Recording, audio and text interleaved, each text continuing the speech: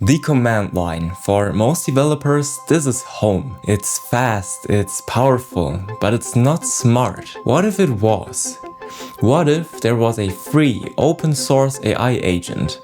What if that agent was powered by one of the world's most advanced programming models?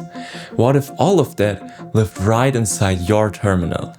Well, Google just released exactly that. It's called Gemini CLI, comes with Gemini 2.5 Pro, and in this review we're going to find out if it's the future of coding or just another gimmick. So I've tested this thing extensively for the past few days, throwing everything I can at it. And before we dive into what it can do, let's talk about the problem it's trying to solve. As developers, we live in a state of context switching. You've got your code editor here, your terminal there, a dozen browser tabs open for documentation, Stack Overflow, and project management tools. Every switch costs you time, and more importantly, it costs your focus. The core promise of Gemini CLI is to eliminate that cost, to create a central hub right in the terminal where you can write and run code, research, debug, and automate without ever having to leave. It's an ambitious goal for sure that also comes in an ambitious product. But what's crazy about that, and my reason to make this video in the first place, is the super generous free tier. It costs nothing. So here's the plan. I'll cover what it's good at and where it falls short. Then I'll tell you about the one feature that genuinely changes the game, and finally I'll decide if this tool earns a permanent spot in my workflow.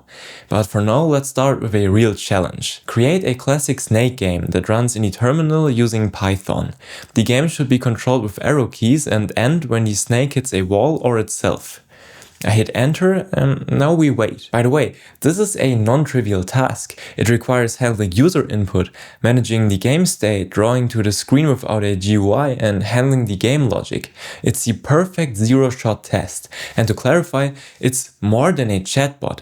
It's an agent. It's thinking. It breaks down the problem and creates a multi-step plan. This agentic behavior is what separates it from a simple code completion tool. And there it is, a fully working, playable game of Snake, built from a single sentence in just a couple of minutes. That is genuinely impressive and quite useful, but where it really starts to feel next-gen is its awareness of your entire project.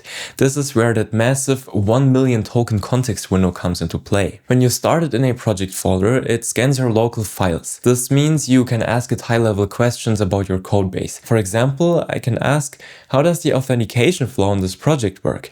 And instead of just guessing, it will read the relevant files and give me a detailed, accurate summary.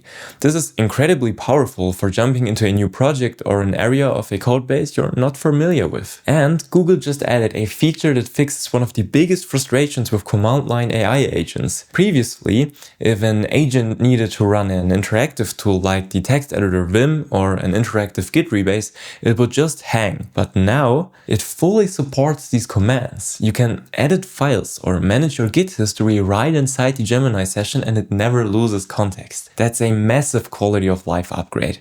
But it's not all perfect.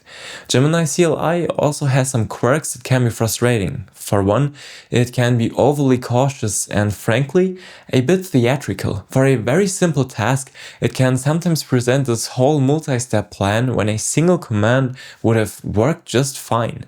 This breaks my flow. I just want the command, not a 3-act play about how it's going to find the files for me. Second, and this is critical, it can be confidently wrong. You just have to treat it like a very capable junior developer. It's incredibly fast and knowledgeable, but its knowledge might be slightly out of date and it needs supervision in any case. And finally, the most practical limitation, it needs to be online. There is no offline mode. This makes sense, the model runs in the cloud, but if you're on a plane or have a spotty internet connection, your AI assistant is on vacation. It's a fundamental trade-off you're making for this level of power. But here's the part that truly elevates this tool beyond just a coding assistant and where its real future lies.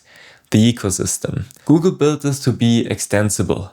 That means anyone can create plugins or extensions that give Gemini new abilities.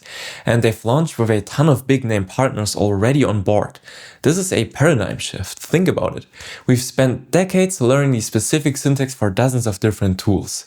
What's the command for that? What's the flag for this? But this extension model points to a future where you don't need to remember any of that. You just state your intent in natural language. This transforms Gemini CLI from a simple coding assistant into a central orchestrator layer for your entire development workflow. Instead of context switching, you bring the tools to you. Imagine using image and video generation tools from the terminal to create cool content about your cat. Stuff like this is the real game changer. It's not just about what Google built, it's that the entire community can connect and contribute to it, and I think that's the future. So after testing it extensively, is the Gemini CLI worth your time? For me, the answer is a definite yes. But who you are matters. If you're a student or a junior developer, this is an absolutely incredible learning tool. The ability to ask, how does this work? Or why did this break? And get an instant context-driven answer is invaluable. It's like having a patient senior developer on call 24/7. If you're an experienced developer, its value isn't in replacing the simple commands you already know. It's an augmentation tool. It's for automating the tedious multi-step tasks like building that game from scratch, or for orchestrating other services through extensions. It's a powerful tool for complex work. And if you're in a DevOps or sysadmin role, the potential for automating scripts, managing cloud resources, and debugging infrastructure with natural language is massive. Considering the barrier of entry is zero, it is absolutely worth a shot. It feels like we're at the beginning of a fundamental shift in how we interact with our computers. And tools like this are leading the charge. I'm genuinely curious to hear what you think, so drop a comment below, and if you found this review useful, subscribing to the channel is the best way to support this kind of content. Thanks for watching, and I'll see you in the next one.